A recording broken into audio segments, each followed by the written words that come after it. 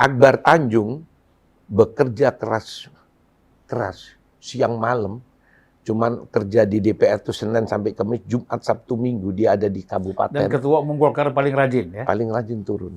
Saya itu yang nemenin di daerah. Nah itu sampai saya biasa bawa Jawa Tengah ke Sulawesi, saya diikutkan ke Warsikut. Nah itu Akbar Tanjung. Prestasinya luar biasa. Pemenang pemilu. Begitu Munas, kalah sama JK. Siapa yang turun? SBY. SBY. Ada SBY masih hidup. SBY perintahnya kepada Agung Laksono, saya jawab. Mau protes Agung Laksono silakan. Saya ini kan Berarti suksesi di Golkar itu memang Semua banyak dikendalikan dari luar. dikendalikan oleh presiden. Presiden. Loh itu Termasuk yang ini juga. sampai hari ini. Oh. Saya ingat Saya di Bali. buka sekarang. Mau siapa sekarang? Kenapa Bang Ical? Saya ini pendukungnya Bang Ical untuk periode kedua. Kalah Bang Ical. Saya sampai menghadap sama Bang Ical. Bang, kita lawan. Saya ini tim suksesnya Abang di tahun 2004 waktu Abang jadi ketua umum Kadin melawan Soeharto. Soeharto itu calonnya adalah A.R. Ramli. Nah, itu A.R. Ramli itu Pertamina. bukan. Ya, Pertamina Krakatau Steel juga kan. Iya. Mantan duta besar. Kita lawan Bang. Menang kita. Bang Ical tidak diterima oleh Soeharto 1 tahun, hampir 1 tahun. Terus begitu. Kenapa kita tidak lawan Jokowi? Saya bilang gitu. Banyak dia cerita ke saya. Intinya tidak dalam. Akhirnya dilepaslah ke Novanto. Itulah awal Jokowi secara formal pegang Golkar. 2015 saya bilang itu. Kalau kemarin dilepas, saya yang menang lawan Erlangga. Kapan ini besok? Siapa yang umpama Pak Jokowi bilang yang menang si X, itu yang jadi, ya dia yang jadi. Kalau mau buktikan, ayo kita taruhan ketua-ketua di PD semua kalau ada yang berani. Jadi Nggak menurut Bung Ridwan, udah jelas ini pasti Jokowi pasti ke Golkar. Pasti, insya Allah. Pasti. Insya Allah. Nah, Ya, Karena kalau Jokowi sudah betul-betul menghayati yang namanya doktrin karya siaga gatra praja. ya. Dan harus tahu bahwa Golkar itu yang dirikan siapa? Ide. Bung Karno. Bung Karno, bukan Soeharto. Ya. Sekber Golkar itu lahir tanggal 20 Oktober 1964. Presidennya adalah Soekarno. Siapa Sekber Golkar itu? Adalah Mas Isman, Ketua Umum Kosguru. Gandhi. Ajudannya Soekarno.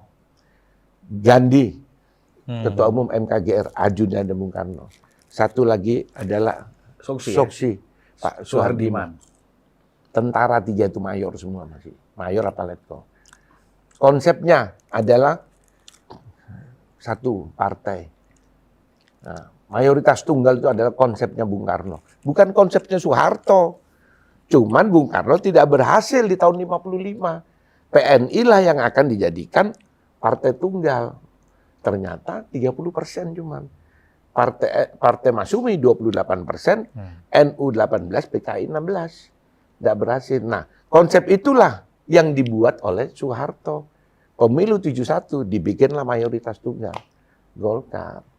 Jadi ini Golkar ini adalah cita-citanya Bung Karno. berarti Golkar ini partainya presiden memang. Duh, iya memang. Partai Presiden. Partai presiden menjaga apa? Supaya Ini saya NKRI mempertegas saja. Loh iya. Ini baru ya mudah-mudahan kalau ada yang senior yang akan berdebat saya siap. Ya. Mungkin Mbak Zulfan kita buka di sini, saya terbuka atau pengamat yang punya data, ayo kita. Kalau saya ini bukan sebagai seperti Mas Adi, saya ini pelaku sejarah sejak mahasiswa. Kalau Saya soal masih itu dari- kita nggak bisa berdebat, data kita sama. Oh, Karena kan kalau kita yang dari jauh ini kan pasti membayangkan rumit Iya. loh. Menjadi orang Nggak nomor ada. 1 di Golkar itu rumit. Nggak Siapapun itu. Terus saya tanya, kenapa Bang Akbar bisa terpilih jadi ketua umum Golkar? Saya ini tim suksesnya Bang Akbar zaman itu, tahun 98. Karena Habibie yang dukung Akbar Tanjung. Bayangkan melawan Panglima TNI kok. Edi Sudrajat. Edi Sudrajat kalah sama Bang Akbar. Tahu, waktu itu posisi suara masih 26 DPD. Waktu itu suaranya DPD. 15 tentara. Sipilnya cuma 11.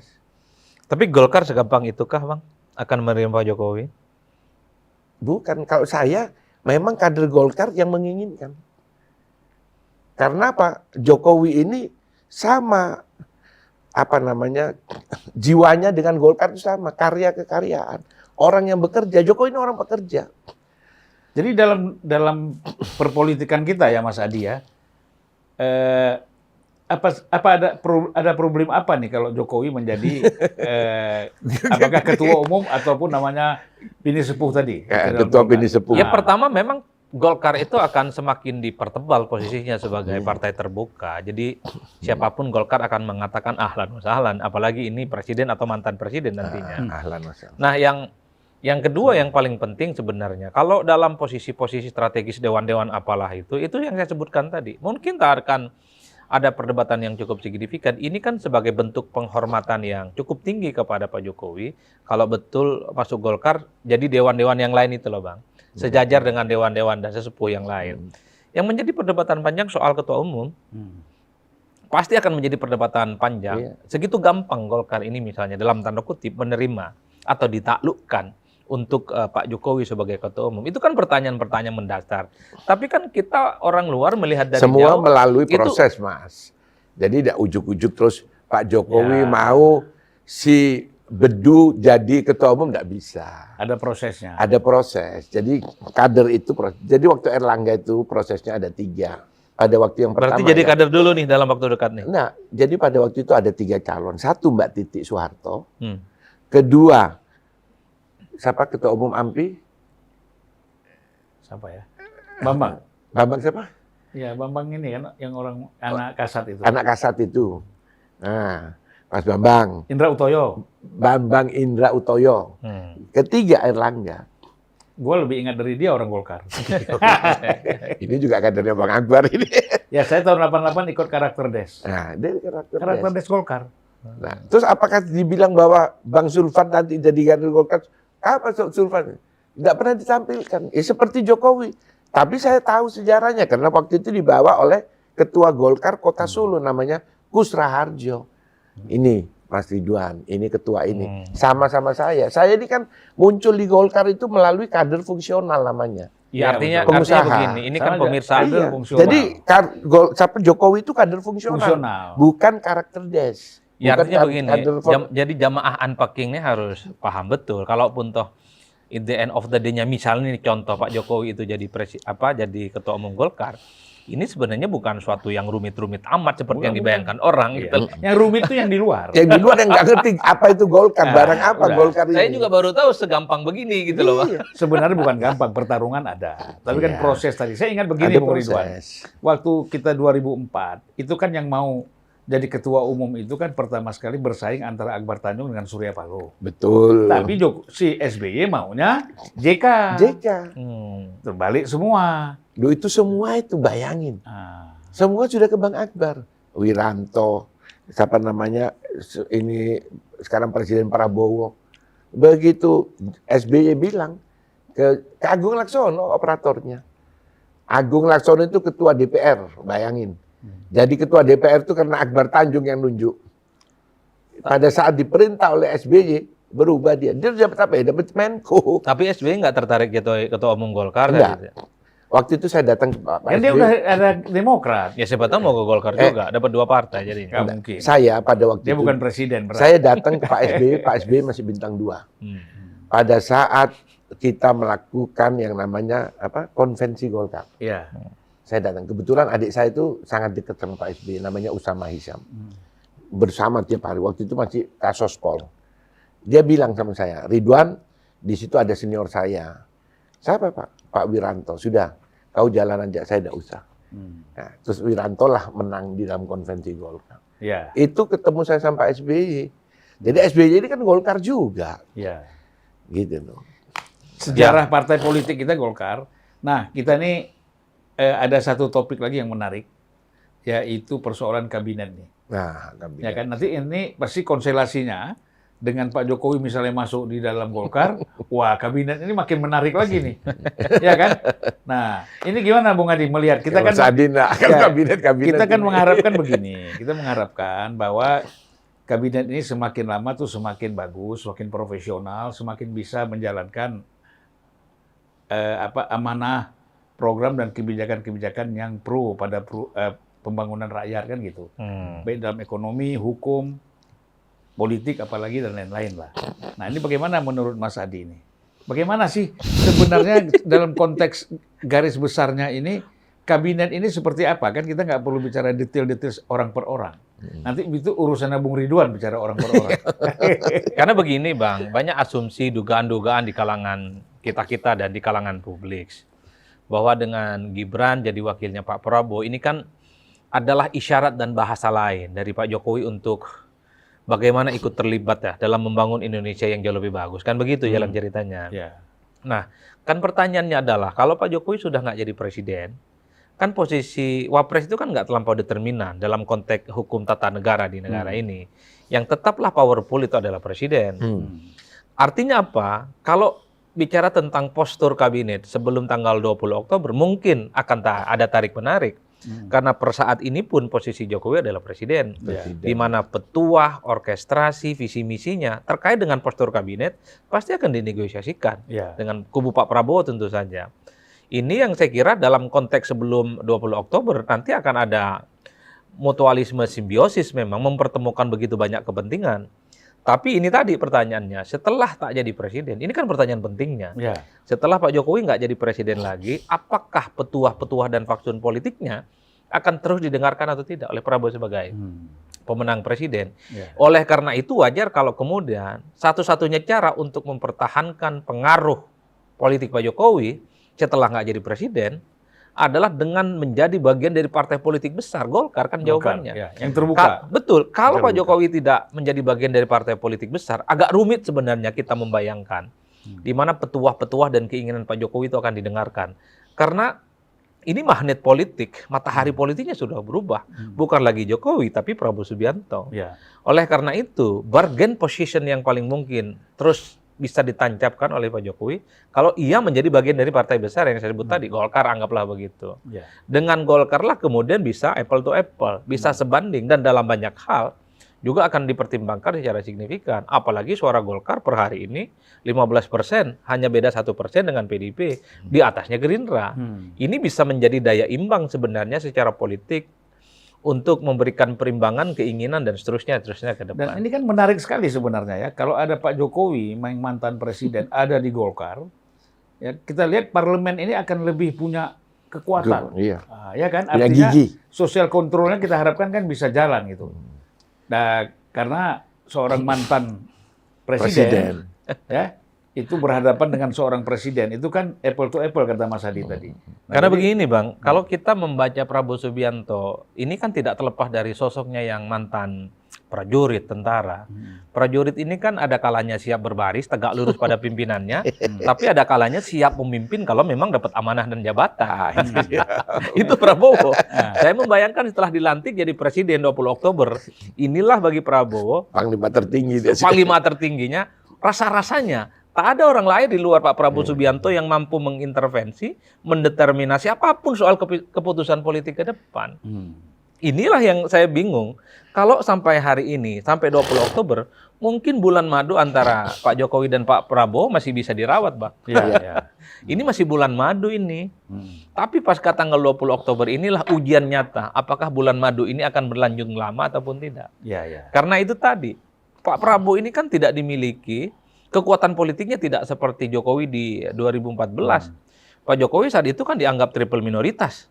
Pendatang baru di politik karena berangkat dari Solo, kemudian bukan ketua umum partai, dan yang ketiga, dia diusung oleh kekuatan politik parlemen yang jauh lebih kecil dibandingkan kubu oposisi saat itu. Kalau Prabowo jadi presiden, posisinya ketua umum partai, politisi yang cukup lama, malang melintang, ini adalah posisi yang paling memungkinkan Pak Prabowo itu akan powerful. Kalau sudah ditetapkan sebagai presiden, jadi siapapun di luar Pak Prabowo Subianto, entah mantan presiden, siapapun itu, mungkin saran dan pendapatnya akan didengar, tapi tidak bisa akan mendikte, tidak akan bisa menjadi bagian politik. Makanya saya kalau melihat Prabowo Subianto itu, ini mantan tentara.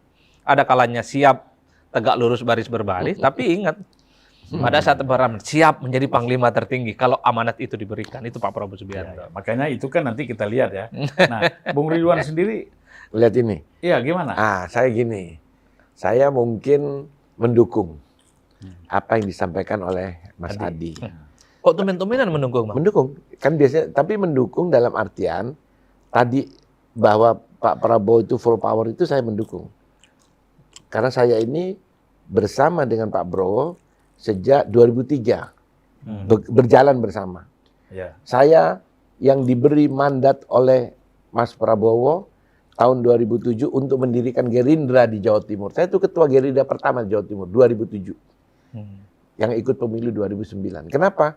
Karena saya pendukung Prabowo saat Megawati Megawati Prabowo. Mega Pro. Mega Pro 2009. Nah, 2009. Nah, 2007 dia bikin.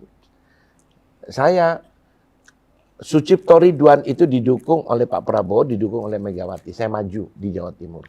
Sehingga saya dikasih mandat, saya 6 bulan membentuk Gerindra di seluruh Waktu Jawa itu Timur. lawannya siapa ya? Pak itu ya? Soekarwo Saiful. Soekarwo. Sofifa segala itu yang sampai Sekda, 3 waktu itu putaran. Soekarwo Sekda. Sekda. Nah, saya dibikin. Saya sama siapa? Dikasih mandat oleh Muhdi PR, Wakil Ketua Umum, bersama Sekjen. Pegang. Bikin saya keliling Jawa. Saya Ketua Kosguru Jawa Timur. Semua Kosguru saya jadiin Gerindra. Dan sekarang mereka ada semua. Jadilah DPR tahun 2009 itu kader-kader saya. Nah, di situ. Tapi saya cuma 6 bulan. Begitu sudah selesai, terbentuk, saya tidak dipecat di Golkar. Karena saya kan maju tidak lewat Golkar. Jadi calon presiden, gubernur, wakil gubernur. PDIP yang ambil saya. Ya. Golkar ada sendiri, mantan Wagub Pak Sunaryo, ingat. Ya, Wakil Gubernur Jawa Timur. Ya. Nah, itu yang maju. Jadi kembali tadi, saya tahu betul karakternya Pak Prabowo. Sejak 2003 saya bersama. Jadi begini, ini saya bicara alam lagi. Tapi ini tidak tahu nyambung apa enggak. Ini kan apa namanya, Mas Madura Adi. itu dekat sama alam. Ya. Tembakau kan, dekat sama tembakau. Mas Adi ini kan perguruan tingginya kan sarjana alam gaib juga ini. Nah, itu. Jadi gini Mas, kalau kita melihat negara kita Indonesia, Nusantara ini, kita ibaratkan 5 tangan ini. Dan 5 tangan ini adalah sesuatu pemberian Allah, dan itu ciri-cirinya ada di rukun iman, rukun Islam 5, Pancasila 5, dan transformasi Indonesia 5 juga. Yaitu dimulai dari zaman penjajahan. Terus Orde Lama. Habis itu Orde Baru. Orde Reformasi.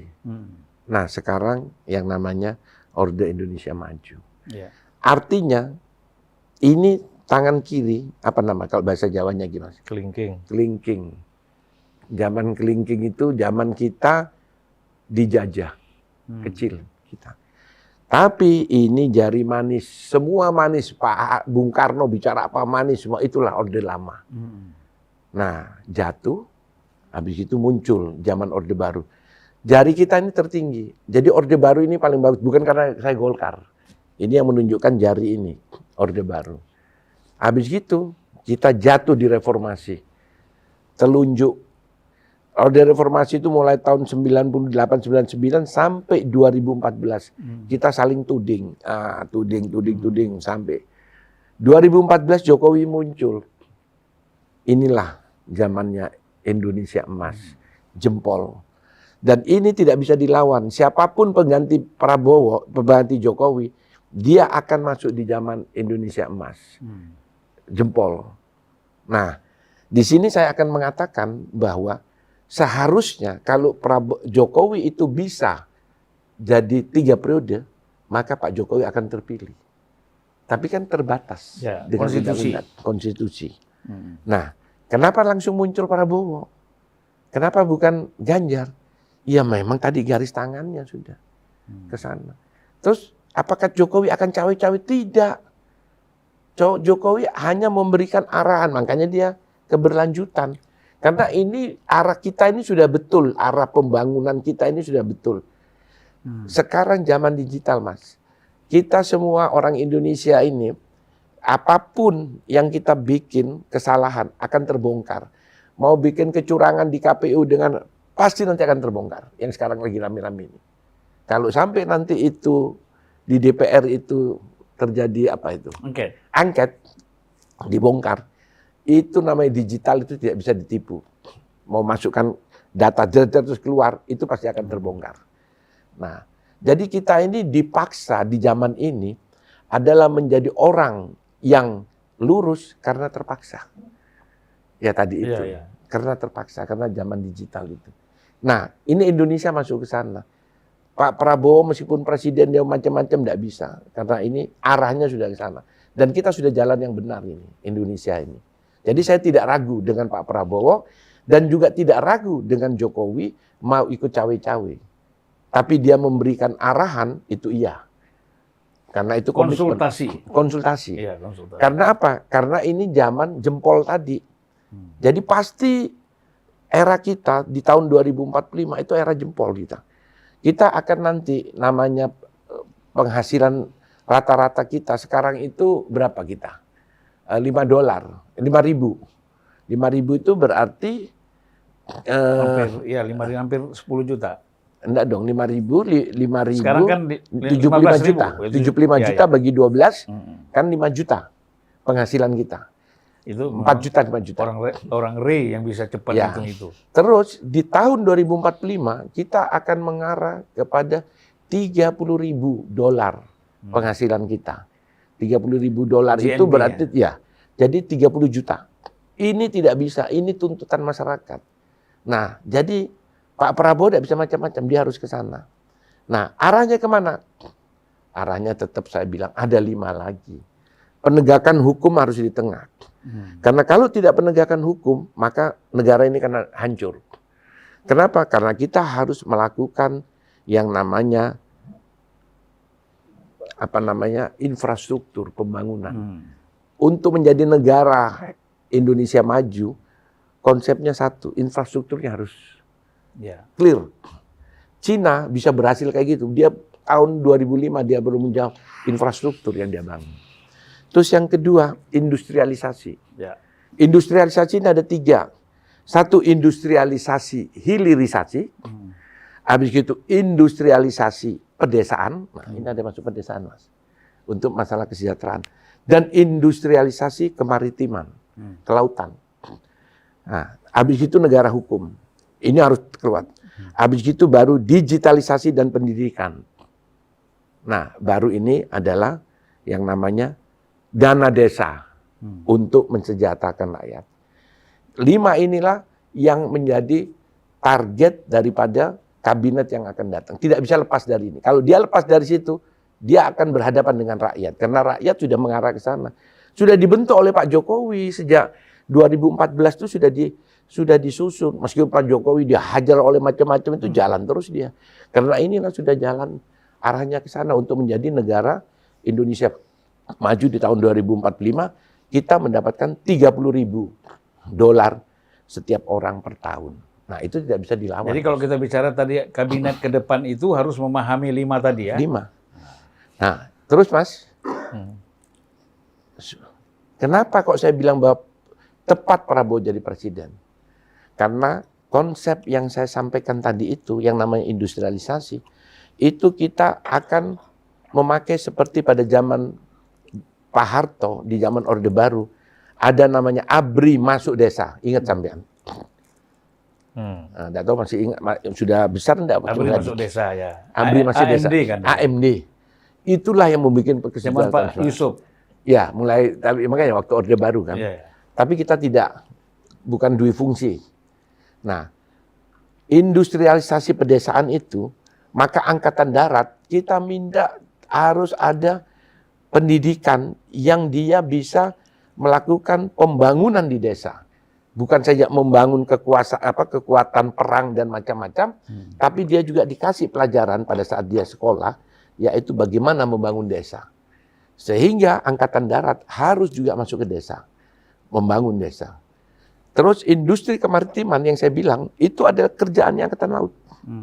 Bersama rakyat nelayan dan macam-macam industrialisasi kemaritiman itu banyak, ada minyak, ada apa yang di Komisi 7, di Komisi saya itu semuanya. Angkatan Laut. Dan Angkatan Udara, dialah yang akan melakukan pemetaan di situ. Sehingga tentara itu harus berperan di zaman proses ini, ikut dia. Jadi dia tidak hanya sebagai penjaga negara kalau dalam keadaan perang, karena sudah ada perang sekarang. Ya. Sudah beda, kita biayakan itu. Nah, bagaimana polisi? Ya polisi sesuai tugasnya, pengamanan. Nah, jadi semua rakyat. Nah, sehingga yang tadi saya bilang dana desa, industri hilirisasi itu ngumpulin duit. Ini yang saya kerjakan sekarang di Komisi 7. Kasih izin hilirisasi. Kenapa sekarang kita naik PDB kita? Ya karena devisa kita kan naik dari ini. Meskipun sekarang masih ada perdebatan, devisanya di mana? Kan ditaruh di luar negeri. Ya itu tinggal kita tertibkan saja. Kan itu kan cuma aturan. Transaksi tidak boleh di Cina. Transaksinya harus di mana? Di Kalimantan. Harus duitnya di Kalimantan. Kalau enggak, kapal tidak bisa berangkat. Sekarang kan transaksinya dibayar di Cina. Uangnya ada di sana. Catatan saja yang di sini. Nah sekarang kita itu kan kebijakan. Ya. Nah dengan duit industrialisasi itulah yang kita bikin jadi dana desa. Jadi intinya yaitu kesejahteraan rakyat. Nah, itu kalau saya ke sana arahnya Indonesia, Ya. Mas Indonesia hebat. Mas Adi, ini. kita ini sudah hampir 1 jam ya. Udah lebih, Bang. Udah lebih 1 jam. Nah jadi mungkin Mas Adi ini kita minta closing statement. Ya kira-kira 3-4 menit lah. Jangan terlalu pendek juga. Ya supaya bisa menilai ini kabinet kita ini ke depan seperti apa. Misalnya kan orang berpikir gini.